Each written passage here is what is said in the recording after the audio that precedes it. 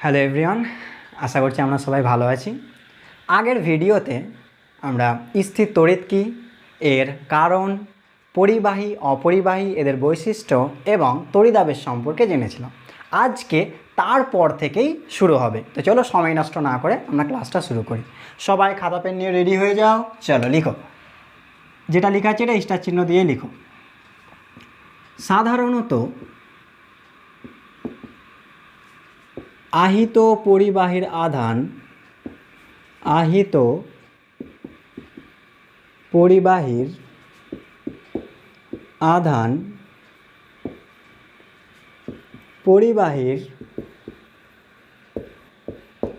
বাইরের পৃষ্ঠে অবস্থান করে। পরিবাহীর বাইরের পৃষ্ঠে অবস্থান করে। চলো লিখে নাও, ব্যাখ্যা করছি। চলো দেখে নাও কী লেখা হলো। যেটা লেখা হয়েছে যে সাধারণত আহিত পরিবাহীর আধান পরিবাহীর বাইরের পৃষ্ঠে অবস্থান করে। এর মানেটা কি একটু বোঝার চেষ্টা করি। সাপোজ মনে করো আমি একটা পরিবাহী নিয়েছি, চলো একটা গোলক দিয়েই বোঝাই।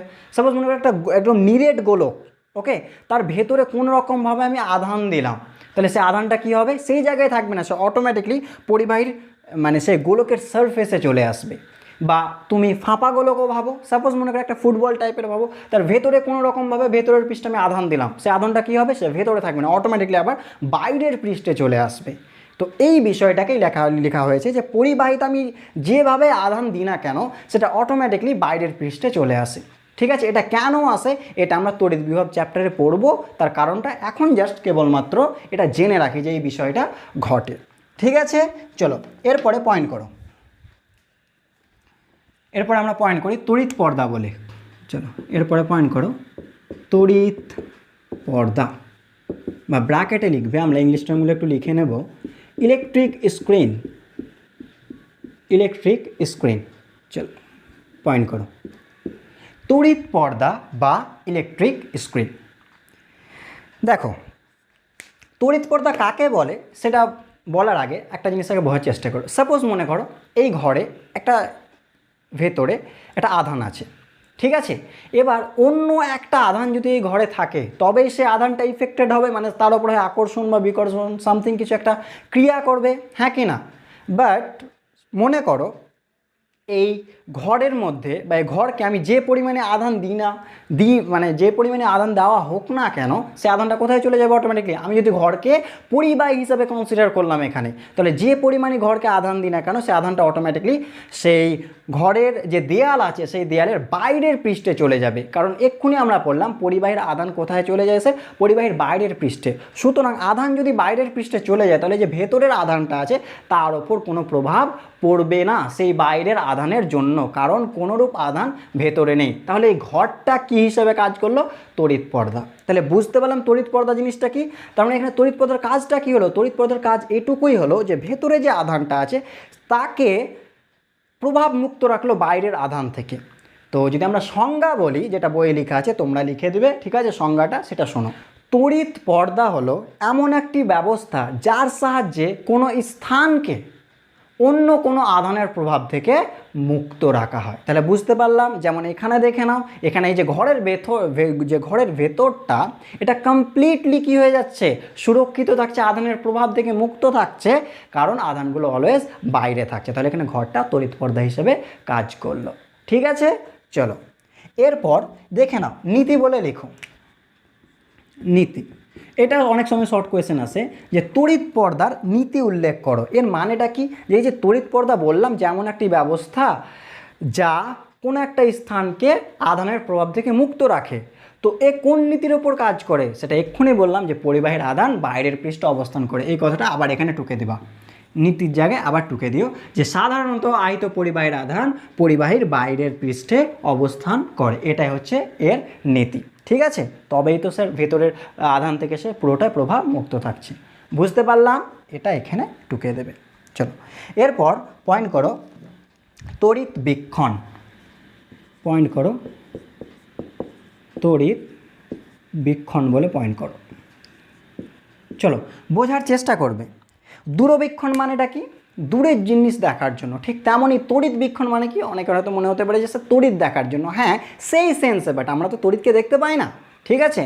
তো তড়িৎ দেখার অর্থ বা তড়িৎ বীক্ষণের অর্থ হচ্ছে যে তড়িৎ রিলেটেড কার সাথে, আধানের সাথে। ফার্স্ট ভিডিওতেই বলা হয়েছিল তড়িৎ কত রিলেটেড আধানের সাথে। সুতরাং কোনো পদার্থে বা কোনো বস্তুতে আধান আছে কি না আছে, বা আধানটা প্লাস না মাইনাস, সেটা জানার জন্য যে যন্ত্র ব্যবহার করা হয় তাকেই তড়িৎ বীক্ষণ বলা হয়। তাহলে বুঝতে পারলাম তড়িৎ বীক্ষণ জিনিসটা কি। তড়িৎ বীক্ষণ হলো এমন একটি যন্ত্র যার সাহায্যে কোনো বস্তুতে আধান আছে কি নেই সেটা বোঝা যায়, এবং কি পরিমাণ আধান আছে, বা সরি কি মানের আধান আছে, সে প্লাস না মাইনাস সেটা বুঝতে পারি, ঠিক আছে। গুড। চলো এবার স্যার আমাদের বইয়ে তড়িৎ বীক্ষণের আমরা একটা জাস্ট কি বলবো, একটা যন্ত্র পড়বো, সেটা হচ্ছে স্যার স্বর্ণপত্র। মানে তড়িৎ বীক্ষণ বিভিন্ন টাইপের হয়, তার মধ্যে যেটা আমাদের বইয়ে পড়তে হয় সেটা হচ্ছে স্যার স্বর্ণপত্র। তো তোমরা লিখবে একটি অন্যতম তড়িৎ বীক্ষণ হলো স্বর্ণপত্র, এই কথাটা উল্লেখ করো। তোমরা লিখো একটি অন্যতম তড়িৎ বীক্ষণ হলো স্বর্ণপত্র তড়িৎ বীক্ষণ। চলো আমি সেটাকেই নিয়ে এবার আমাদের পড়াশোনা হবে। স্বর্ণপত্র তড়িৎ বীক্ষণ বা নর্মালি স্বর্ণপত্র বলেও লিখে রাখো, ব্র্যাকেটে লিখে দেবে গোল্ড লিফ, এই কথাটা উল্লেখ করে দাও, ব্র্যাকেটে উল্লেখ করে দাও গোল্ড লিফ, স্বর্ণপত্র, ঠিক আছে, এই জিনিসটাকে উল্লেখ করে দাও।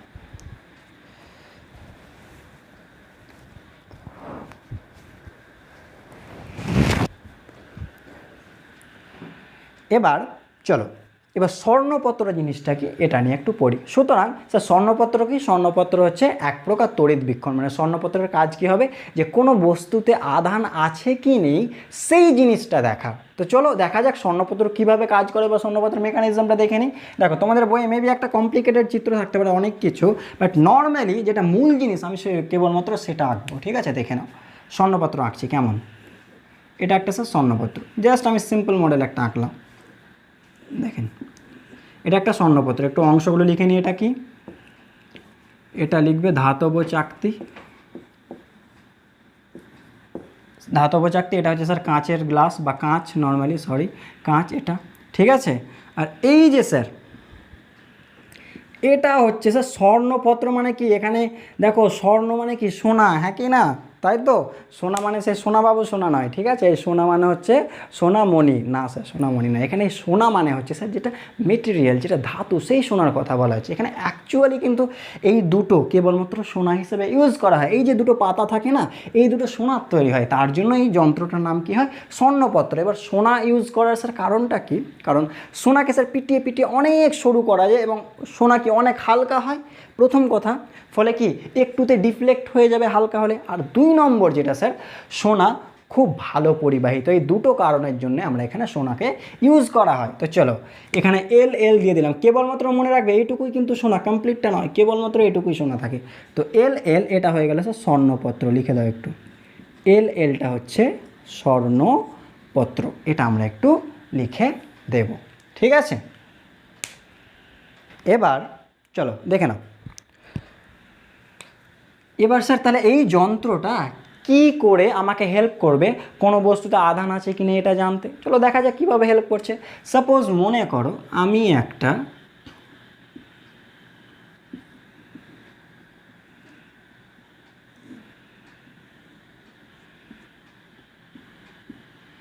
এখানে মনে করো একটা প্লাস আধান এটা একটা বস্তু নিয়ে এলাম, সে মাইনাসও হতে পারে, ঠিক আছে। আমি জাস্ট প্লাস ভাবলাম, দেখো তো কী ঘটবে। স্যার আবেশ পড়েছি আমরা, না আবেশ পড়া আছে, বোঝার চেষ্টা করবা।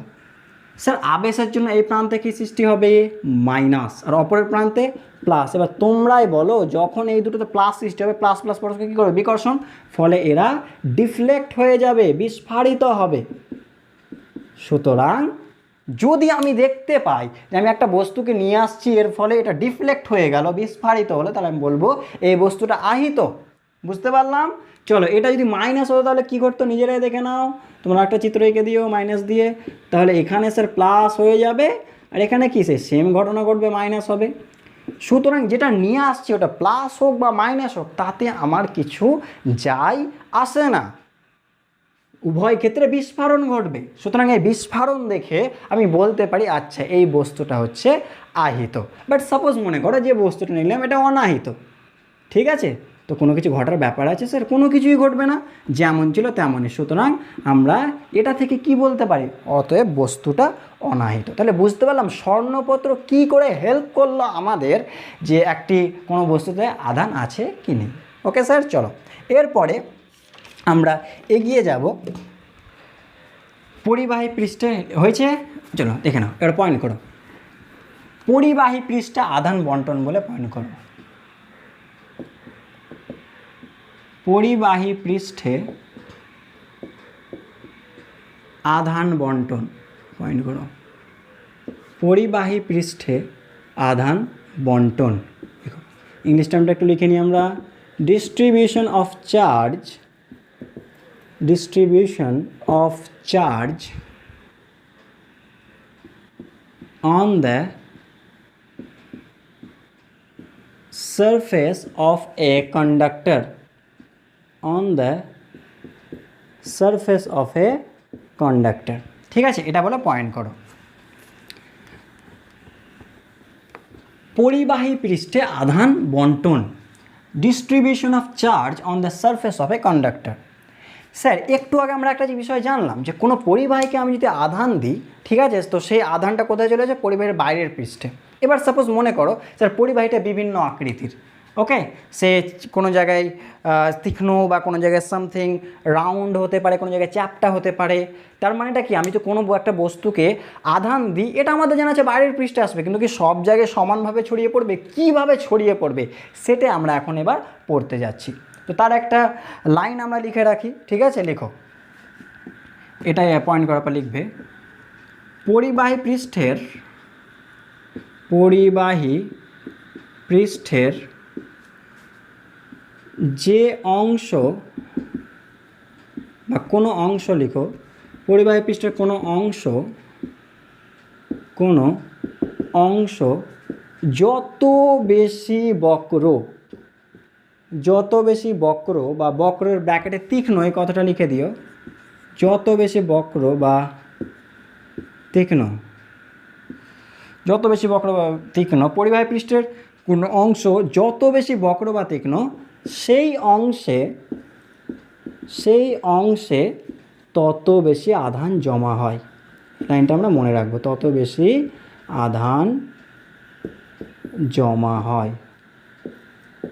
চলো এই লাইনটা লিখে রাখো যে পরিবাহী পৃষ্ঠের কোনো অংশ যত বেশি বক্র ব্র্যাকেটে তীক্ষ্ণ লিখে রাখবো, সেই অংশে তত বেশি আধান জমা হয়। এর মানেটা কি বোঝার চেষ্টা করো। সাপোজ মনে করো আমি একটা গোলক নিলাম, একটা এইরকম শেপের একটা পদার্থ নিলাম, ঠিক আছে, এরকম শেপের, আর আরেকটা স্যার এরকম চৌকো বা সামথিং বর্গক্ষেত্র আকার নিলাম। এবার কি বলছে এই নিয়মটা অনুযায়ী যে কোনো অংশ যত বেশি বক্র সেই অংশে তত বেশি আধান। স্যার এখানে বক্রতাটা কি সব জায়গায় কি সমান? গোলকের ক্ষেত্রে সুষমভাবে, হ্যাঁ কি না, সব জায়গাতে আর। তো সুতরাং এখানে যে আধান দিই, তাহলে আধানটা যদি প্লাস বা মাইনাস যে কোনোই আধান দাও, আমি প্লাস দিয়ে দেখাচ্ছি, তো সেই আধানগুলো সমানভাবে ছড়িয়ে পড়বে, সুষমভাবে, কারণ এখানে বক্রতা কম বেশি নেই গোলক। কিন্তু এখানে দেখো তো তীক্ষ্ণতাটা কোন জায়গায় বেশি? এই জায়গাটা বেশি তীক্ষ্ণ, এখানকার বক্রতাটা বেশি, সুতরাং এই জায়গাটা কী হবে স্যার? বেশি আধান জমা হবে। কার তুলনায়? অন্য অংশের তুলনায়, কারণ এই জায়গাগুলো স্যার তুলনামূলক বক্রতা কম, কিন্তু এই জায়গাটা স্যার বক্রতা অনেক বেশি। সুতরাং আমি যদি সাপোজ মনে করি এখানে 5 কুলম আধান দিই, তাহলে সব জায়গায় মেবি সমানভাবে আধানটা ছড়িয়ে পড়বে, কিন্তু এখানে যদি আমি 5 কুলম আধান দিই, দেখা যাবে বেশিরভাগ অংশটা মেবি 3 কুলম বা সামথিং কিছু একটা, এই অংশটা হয়তো সঞ্চিত জমা হয়ে গেল, এইরকম ফ্যাক্টরটা ঘটবে। চলো সিমিলার হইতে তাহলে নিজের এটা করার চেষ্টা করো। বর্গক্ষেত্রে দেখো তো কোন অংশে বেশি তীক্ষ্ণ? অবশ্যই 4টা কর্নার, সুতরাং এই জায়গাগুলোতে বেশি আধান জমা হবে, ঠিক আছে। আমি প্লাস দিয়ে দেখাচ্ছি, তোমরা মাইনাস দিয়েও করতে পারো, বিষয় একই থাকবে কিন্তু। তো এটা মনে করো প্লাস, তাহলে কী হয়ে যাবে? এইরকম বিষয়গুলো ঘটবে, চেক করে নাও।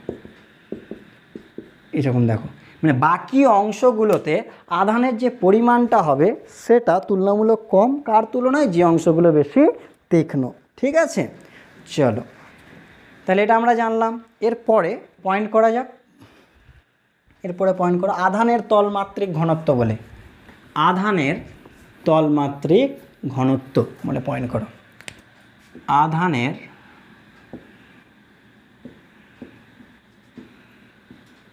তলমাত্রিক ঘনত্ব, এই কারণটা যদি জানতে চাও তাহলে এরকম কেন হয় সেই তড়িৎ বিভব চ্যাপ্টার আসলে বুঝতে পারবে। এখন শুধু জেনে রাখো আধানের তলমাত্রিক ঘনত্ব বলে পয়েন্ট করো, লিখে রাখো।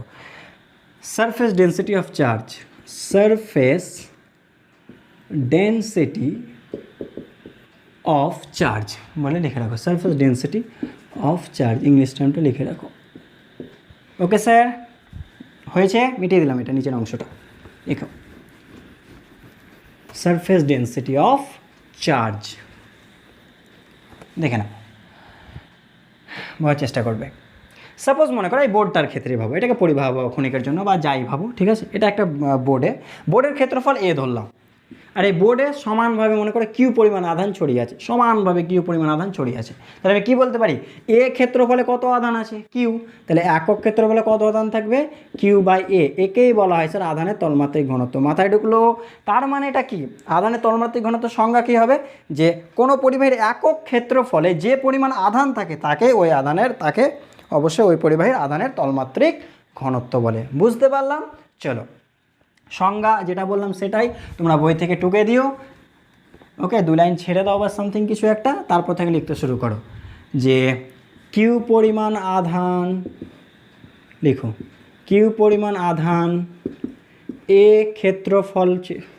ক্ষেত্রফলে সমানভাবে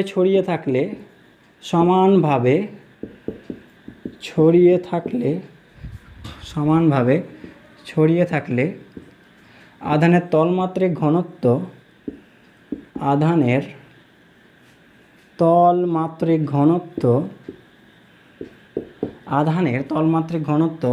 সিগমা, আধানের তলমাত্রিক ঘনত্বকে সিগমা দ্বারা ডিনোট করা হয়। সিগমা সমান কী হয়ে যাবে, কিউ বাই এ। ঘিরে রাখো। যেটা আমাদের বেশি পড়তে হয় বা যেটা বেশি পরীক্ষার ক্ষেত্রে ম্যাথস করতে গিয়ে আমাদের লাগবে, সেটা হচ্ছে গোলকের ক্ষেত্রে। লিখো গোলকের ক্ষেত্রে বলে পয়েন্ট করো, বা এখানে নর্মালি লিখো গোলকের ক্ষেত্রে, পয়েন্ট করার দরকার নেই, জাস্ট গোলকের ক্ষেত্রে লিখো। গোলকের ক্ষেত্রে সাপোজ মনে করো আমি একটা গোলক নিলাম যার ব্যাসার্ধ আর এবং এখানে কিউ আধান ছড়িয়ে আছে সব জায়গাতে, ঠিক আছে। তাহলে এই গোলকের আধানের তলমাত্রিক ঘনত্ব সিগমা সমান কী হবে, কিউ, আধান ছড়িয়ে আছে, ক্ষেত্রফল, গোলকের পৃষ্ঠের ক্ষেত্রফল কী হয় স্যার, 4πr²। এই সম্পর্কটা আমরা একটু মনে রাখবো, ঠিক আছে। এটা দিয়ে আমাদের অনেক ম্যাথস করতে হবে। সিগমা সমান কিউ বাই 4πr², ঠিক আছে। লেখা হয়েছে গোলকের ক্ষেত্রে, এটা লিখে দাও। চলো এরপরে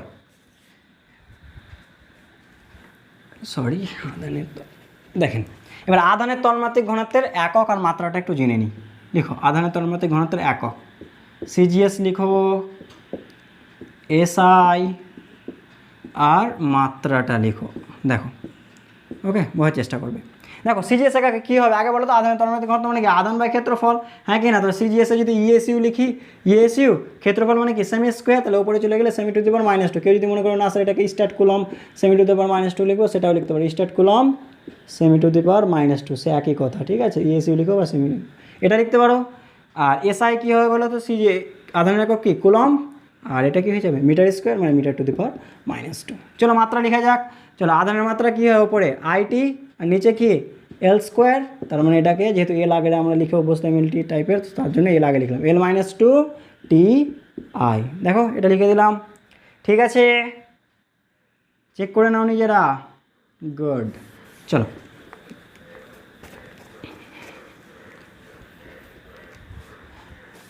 চলো এবার এই চ্যাপ্টারে যেটা খুব একটা গুরুত্বপূর্ণ বিষয়, সেটা হচ্ছে স্যার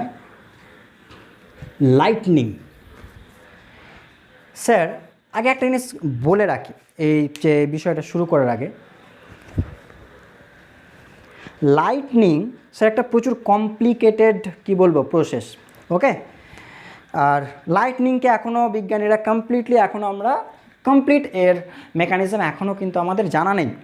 তো আমরা ক্লাস 12 হিসেবে এর জাস্ট একটা ওভারভিউ নেব, ঠিক আছে, যে বিষয়টা কি ঘটে, মূল বিষয়টা কি ঘটে, আমরা শুধুমাত্র সেটাই জানবো। তোমাদের বইয়ে যেটুকু করা আছে সেটাও অনেক কি বলবো, মানে খুব প্রচুর অল্প পরিমাণ বলা আছে।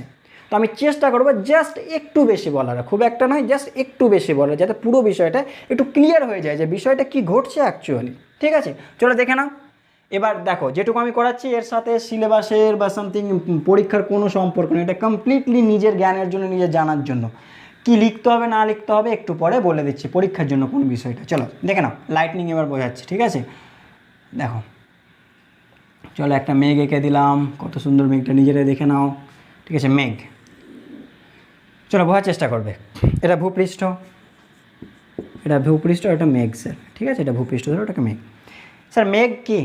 মেঘ অবশ্যই বিভিন্ন ধূলিকণা, ছোটো ছোটো বরফকণা, অলওয়েজ সেই মেঘ সেটাই তো কনজিস্ট করে মেঘকে, হ্যাঁ কি না? তো মেঘগুলো যখন মুভমেন্ট হয় তো ভেতরে কি সেগুলোরও মুভমেন্ট ঘটে, ফলে ফ্রিকশন ঘটে তাদের মধ্যে। তো ফ্রিকশন থেকেই তো স্যার আমরা জানি স্থির তড়িতের সৃষ্টি হয়, হ্যাঁ কি না?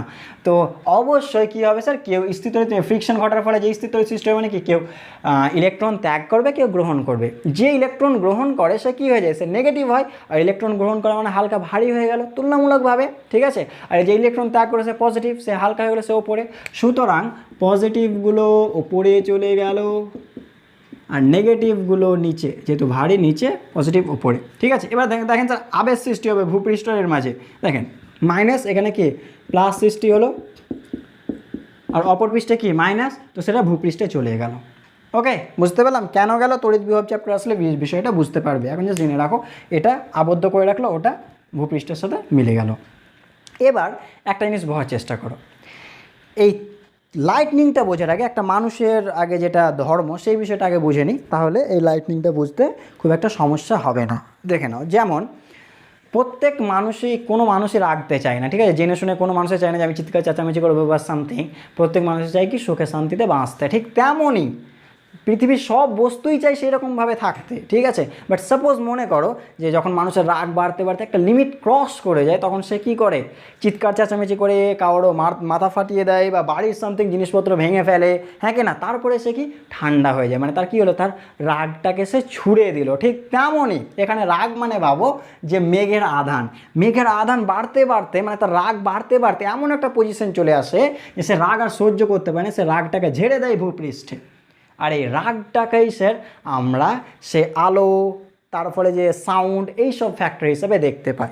বুঝতে পারলাম? যেমন আমাদের এখানে কিছু ক্ষতি হয়, সে বাসনপত্র ভাঙে, কারো মুখ ভাঙে, চিৎকার চেঁচামেচি, ঠিক তেমনই সেটা তার রাগের ভঙ্গিমা, সেই লাইটনিং বা সামথিং তো বলতে পারো। তো স্যার এটা তো কমপ্লিটলি একটা সাহিত্য হয়ে গেল, একটা বাংলা হয়ে গেল। এর অ্যাকচুয়াল রিজনটা কি এবার জানি। এটা জাস্ট একটা গল্প আকারে বললাম যে রাগ হলো, ঝেড়ে দিল, যেটা ঝাড়লো স্যার সেটা আমরা লাইট এবং সাউন্ড হিসেবে পাচ্ছি, এটাই লাইটনিং।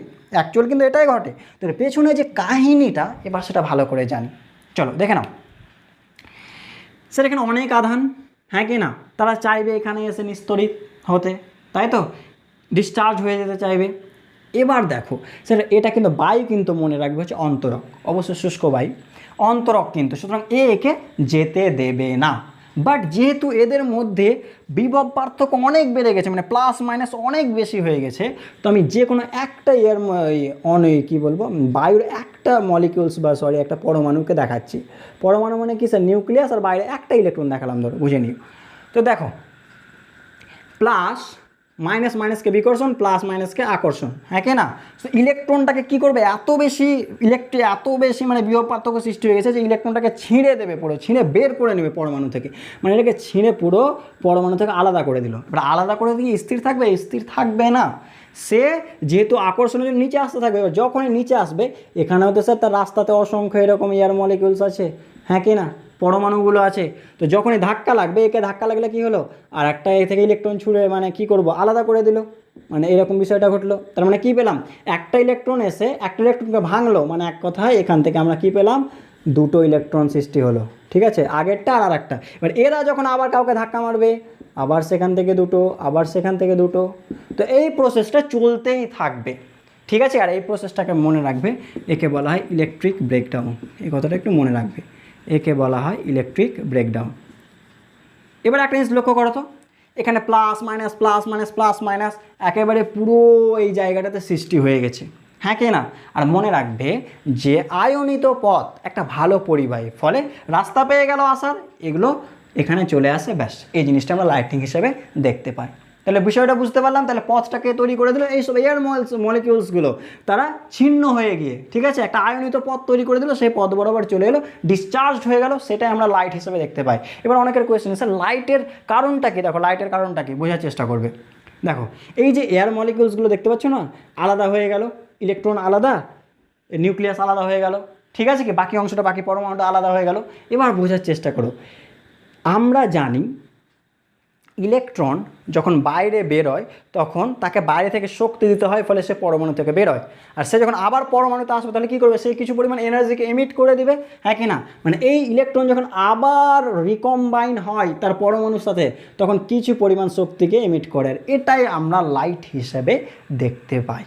তাহলে বুঝতে পারলাম এই যে লাইট দেখতে পাই রিজনটা কি, এই হচ্ছে সেই রিকম্বিনেশনটা ঘটে, সেই মোমেন্টে একটা এনার্জি এমিট হয়, সেই এনার্জিটাকে আমরা লাইট হিসাবে দেখতে পাই। আশা করছি বুঝতে পারলাম। গুড, চলো আর একটু বিস্তারিত বলি। ঠিক আছে, এই পর্যন্ত ঘটনা, এবার দেখে নাও।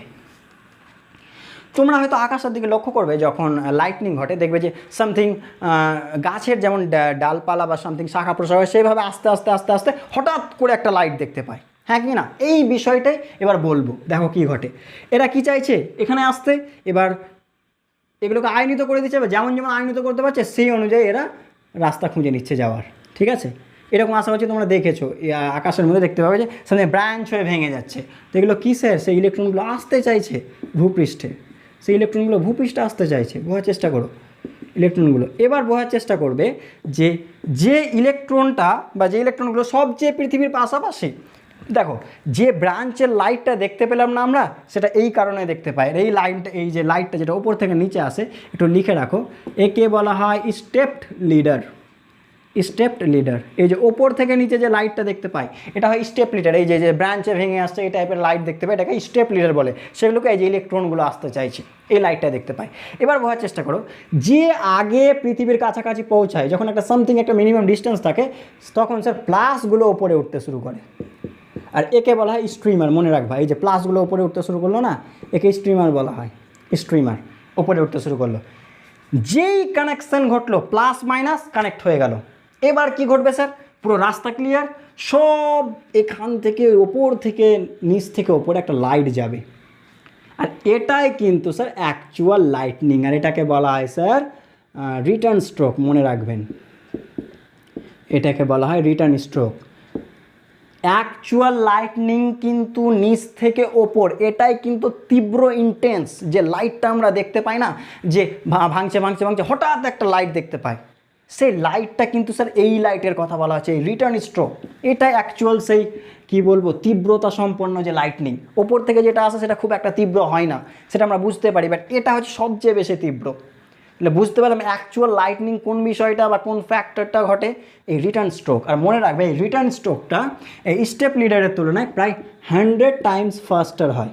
তার কারণটা কি, চলো নিজেরাই বোঝার চেষ্টা করো। এরা যখন আস্তে রাস্তা খুঁজতে খুঁজতে আসতে হচ্ছে, মানে কি বাধা বাধা বাধা বা সামথিং কিছু একটা এরকম ফ্যাক্টর ঘটছে, বাট যখন এটা যাচ্ছে তখন তো রাস্তা তৈরি করে দিয়েছে, ফলে অনেক স্পিডে এটা যায়, প্রায় 100 times faster than step leader. তাহলে এখান থেকে কী বুঝতে পারলাম, যে লাইটটা নিচে নামে তাকে স্টেপ লিডার, যখন কাছাকাছি চলে আসে যেটা সবচেয়ে পৃথিবী সেটা যে ওপরে উঠতে শুরু করে আধানগুলো সেটা স্ট্রিমার বলা হয়, যখন কানেকশন ঘটে যায় যে ওপরে যে লাইটটা যায় যেটা মেন লাইটনিং, সেটাকে বলা হয় রিটার্ন স্ট্রোক, আর এটা 100 টাইম ফাস্টার হয় স্টেপ লিডারের তুলনায়। তাহলে কারণটা বুঝতে পারলাম। এবার চলো দেখে নাও, এবার বোঝার চেষ্টা করবে।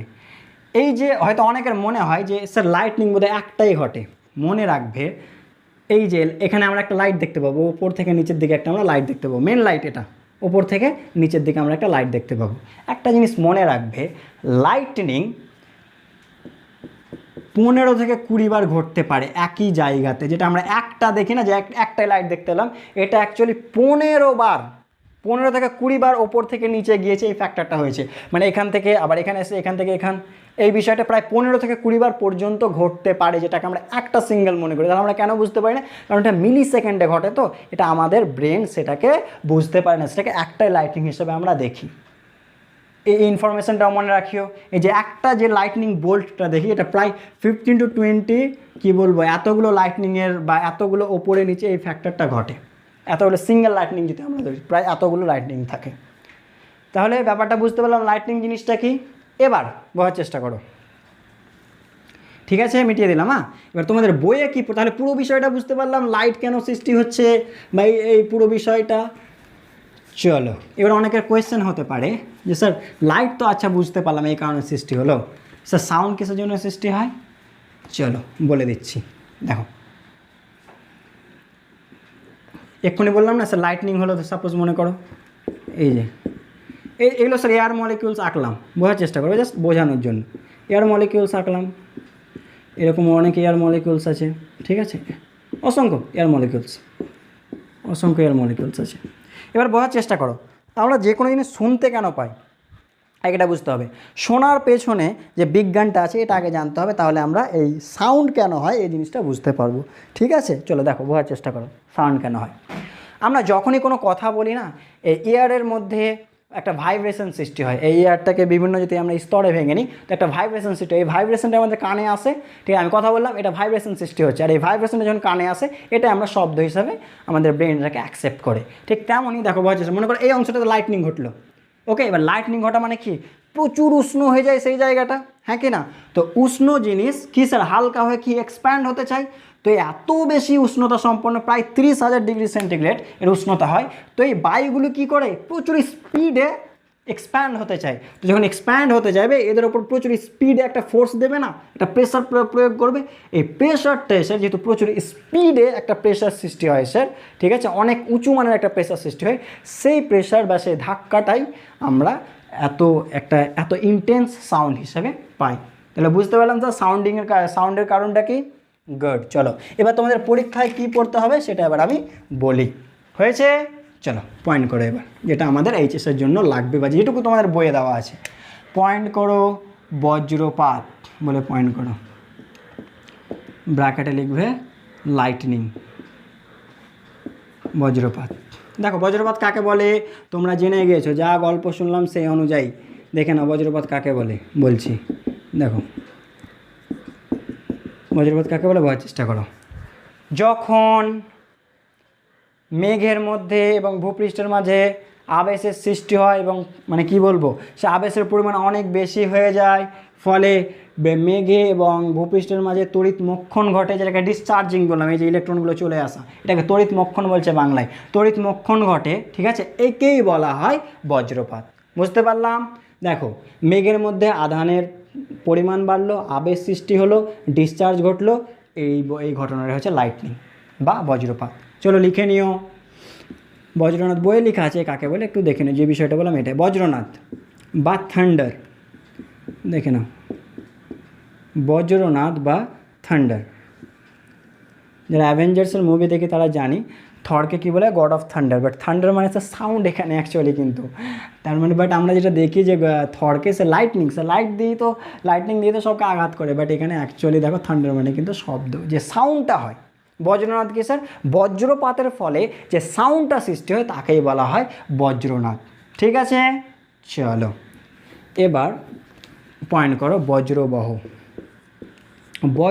বা বজ্র নিবারক বলে পয়েন্ট করো, বজ্রবহ বা বজ্র নিবারক বলে পয়েন্ট করো। ব্র্যাকেটে লিখে দিবে কি লাইটনিং অ্যারেস্টার লিখে দাও, বা লাইটনিং কন্ডাক্টর যা লিখবে, লাইটনিং অ্যারেস্টার আমি একটাই লিখলাম, লাইটনিং অ্যারেস্টার লিখে দাও, ঠিক আছে। বজ্রবাহ বা বজ্র নিবারক, লাইটনিং অ্যারেস্টার। এবার দেখো স্যার লাইটনিং ঘটছে, এবার তোমরাই বলো তো, সাপোজ মনে করো এটা মেঘ, ঠিক আছে, প্লাস প্লাস প্লাস দিয়ে দিলাম নিচে, মাইনাস মাইনাস মাইনাস। এবার মনে করো এটা ভূপৃষ্ঠ, এবার ভূপৃষ্ঠতে তো সামথিং অবশ্যই মানুষ আমরা যাতায়াত করি, বসবাস করি, তো কোনো বাড়ি বড় আছে স্যার, কোনো বাড়ি ছোট আছে, কোথাও গাছ আছে, এরকম ফ্যাক্টর হবে, হ্যাঁ কি না। তুমিই বলো কোথায় বেশি লাইটনিং হওয়ার সম্ভাবনা, অবশ্যই যে যত উঁচুতে থাকবে সেখানে আবেশ সৃষ্টি হওয়ার সম্ভাবনাটা সবচেয়ে বেশি, সুতরাং এখানে লাইটনিং ঘটার সম্ভাবনাটা বেশি। সুতরাং তাহলে কি এর থেকে তো আমাদের বাঁচতে হবে, তো যেটা বাঁচার উপায় সেটাই হচ্ছে স্যার বজ্রবাহ, মানে লাইটনিং থেকে বাঁচার যেটা উপায়, যে সেই ফ্যাক্টরটাকে বলা হয় স্যার বজ্রবাহ, ঠিক আছে। এবার স্যার বজ্রবাহ কীভাবে কাজ করে চলো একটু দেখে নিই, দেখে নাও হয়েছে। এবার বজ্রবাহের কার্যনীতি, এটা 2 নম্বরে কখনো হয়তো পরীক্ষায় আসে অনেক সময়, পয়েন্ট করবো বজ্রবাহের কার্যনীতি বা বজ্রবাহ বুঝতে পারলে। বজ্রবাহ কী হিসাবে কাজে লাগে স্যার, কোনো উঁচু বাড়িকে বজ্রপাত থেকে রক্ষা করার জন্য বজ্রবাহ কাজে লাগানো হয়। চলো এর প্রসেসটা একটু দেখে নাও, জিনিসটা কি দেখো, আমি কয়েকটা চিত্র আঁকবো, তোমরা এঁকে দিও, এটাকে গল্প আকারে লিখে দেবে, ঠিক আছে। তোমাদের বইয়ে দেখবে ইকে কি বলে, এই যে আমি এবার বজ্রবাহ পড়াবো, মিটিয়ে দিলাম, তোমাদের বইয়ে দেখবে এই চিত্রটা কিভাবে করা আছে যে সব একটাই এরকম দেখবে মেঘ এঁকেছে, সেকে প্লাস আদান করে দিয়েছে, সে তারা প্লাস করুক মাইনাস করুক আমার যায় আসে না, আমরা অ্যাকচুয়াল বিষয়টা জানি। ঠিক আছে, এবার দেখো মনে করো এটা একটা উঁচু বাড়ি, এটা একটা উঁচু বাড়ি মনে করো, ঠিক আছে, ভূপৃষ্ঠ থেকে বজ্রবাহ হচ্ছে স্যার তামার তৈরি এমন একটা দণ্ড, ঠিক আছে, যে দণ্ডটা একেবারে কি বলবো ওপর থেকে সে নিচে অনেক গভীর মাটি পর্যন্ত পোঁতা থাকে। ওকে, আর এই তামার অবশ্যই রোদটা অনেক কম হয়, ঠিক আছে, এই ফ্যাক্টরটা একটু মনে রাখবো।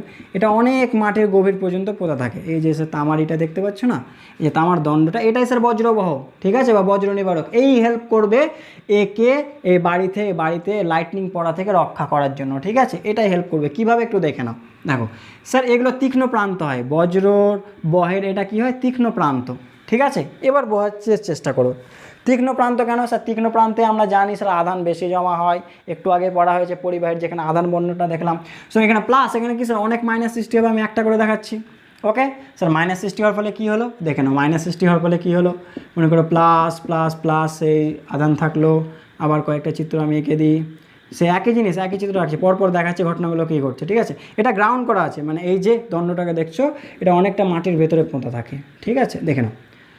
এবার স্যার মাইনাস সৃষ্টি হলো, তো স্যার এখানে তো আছে কী বলো বাইরের কণা আছে, হ্যাঁ কি না, তো বাইরের কণা আছে মানে কি এটা যদি মাইনাস হয় তো যেটা পাশাপাশি বাইরের কণা আছে সেখানে কি সৃষ্টি হবে, এখানে প্লাস আর অপর প্রান্তে কি মাইনাস, হ্যাঁ কি না, বোঝার চেষ্টা করবে। আমি এই বাইরের কণাটা একটু বড় করে আঁকছি, এখানে একটা বাইরের কণাকে আমি বড় করে দেখালাম তোমাদের বোঝার জন্য। তাহলে এখানে এই প্রান্তে কি প্লাস, এই প্রান্তে মাইনাস, তো এই প্রান্তে প্লাস এই প্রান্তে মাইনাস, যেহেতু মাইনাসটা দূরে প্লাসটা কাছে আকর্ষণ হবে। এবার মনে করো একে আকর্ষণ করবে, দেখো কি ঘটবে বলো, আকর্ষণ যখন করবে বোঝার চেষ্টা করবে, যখন আকর্ষণ ঘটবে তখন একে টাচ করবে। দেখো এ কিন্তু নিস্তড়িত ছিল, এ শুধু খালি আবেশ ঘটেছিল, প্লাস মাইনাস সৃষ্টি হয়ে আবেশ ঘটেছে, আহিত হয়নি। কিন্তু যখনই একে টাচ করবে তখনই এ কী আছে স্যার, এ নেগেটিভ আছে, আর এ জিরো ছিল, নেগেটিভটা জিরোতে চলে যাবে, ফলে এ আর মলিকিউলটা কেমন হয়ে যাবে স্যার, ঋণাত্মক আধানগ্রস্ত হয়ে যাবে, বুঝতে পারলাম। তখন এই যে অণু বলো বা পরমাণু যে ফ্যাক্টরি বলে যে বায়ুর, এটা কেমন হয়ে যাবে স্যার, এটা ঋণাত্মক আধানগ্রস্ত হয়ে যাবে। এবার স্যার ঋণাত্মক কী করবে, বিকর্ষণ করবে, ফলে এটা মেঘে চলে যাবে, হ্যাঁ কি না। যখন এটা মেঘে যাবে তখন কি হবে, এ একটা মাইনাস একটা প্লাসকে কমিয়ে দিল, এরকমভাবে কি প্লাস মাইনাসকে অনেকটা কমিয়ে দিবে, হ্যাঁ কি না। ফলে দেখে নাও এখানে আধানের পরিমাণ কমে গেল, এখানে আধানের পরিমাণ কমে গেল, এর ফলে কি হলো যে বজ্রপাত ঘটার সম্ভাবনা এটা অনেকটা কমে যায়। তাহলে বুঝতে পারলাম মেন কারণটা কি, রিপিট করে দিচ্ছি দেখে নাও। আবেশ হলো, এয়ার মলিকিউলসের আবেশ সৃষ্টি হলো, এয়ার মলিকিউলসটা টাচ করলো, মাইনাস হলো, মাইনাস মাইনাস ধাক্কা দিয়ে, ঠিক আছে, ও পাশে চলে গেল, এখানের প্লাসকে কমিয়ে দিল, ফলে বজ্রবাহতা বা বজ্রপাত হওয়ার চান্সেস অনেক কমে গেল। যদি কোনো কারণে বজ্রপাত হয়েই গেল, ধরো সাপোজ বজ্রপাত হয়েই গেল, এখান থেকে ডিসচার্জ হয়েই গেল, তাহলে সেটা কী হবে স্যার, এ তো মাটি পর্যন্ত পোঁতা আছে, সে পুরো মাটিতে চলে যাবে, ফলে এই বাড়িটা কী হয়ে গেল, ক্ষতির হাত থেকে বেঁচে গেল।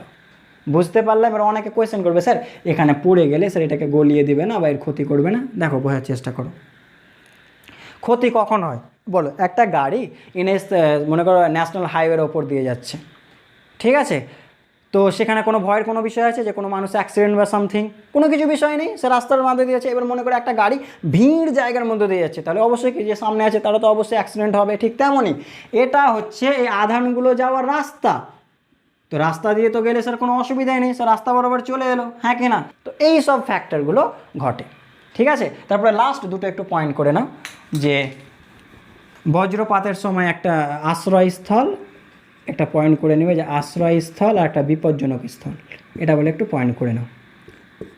আশ্রয়স্থল একটা হচ্ছে বিপদজনক স্থল, একটু পয়েন্ট করে নিই, বিপদজনক স্থল। আশ্রয়স্থল কোনগুলো সব সময় মনে রাখবে।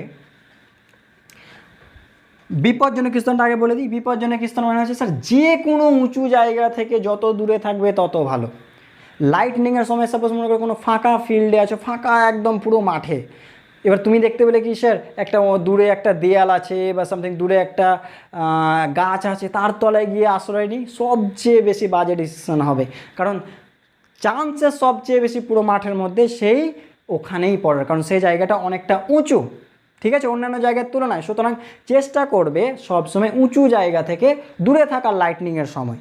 ওকে, সুতরাং উঁচু জায়গা থেকে দূরে থাকবে, এটা হচ্ছে মূল পয়েন্ট। আর 2 নম্বর, আশ্রয়স্থল মানে হচ্ছে অলওয়েজ সামথিং, কিছুর ভেতরে থাকতে হবে, বাড়ির ভেতরে হোক, সে গাড়ির ভেতরে হোক, মানে ফাঁকা জায়গায় ভুল করেও থাকা যাবে না। কারণ একটু আগে আমরা জানলাম যে পরিবাহের আদান অলওয়েজ বাইরে থাকে, মানে যা কিছু ঘটবে যদি কোনো সব বাইরের ফ্যাক্টরটা ঘটবে, ভেতরে আসে না। সুতরাং সব সময় বেস্ট হচ্ছে বাড়ির ভেতরে বা সামথিং কোনো কিছুর ভেতরে থাকা। বুঝতে পারলাম? তো এই ছিল আজকের লেকচার, ঠিক আছে? আবার এর কোয়েশ্চেন আনসার মেবি পরের ভিডিওতে চলে আসবে। ওকে, আচ্ছা ঠিক আছে, সবাই ভালো থাকি, গুড বাই।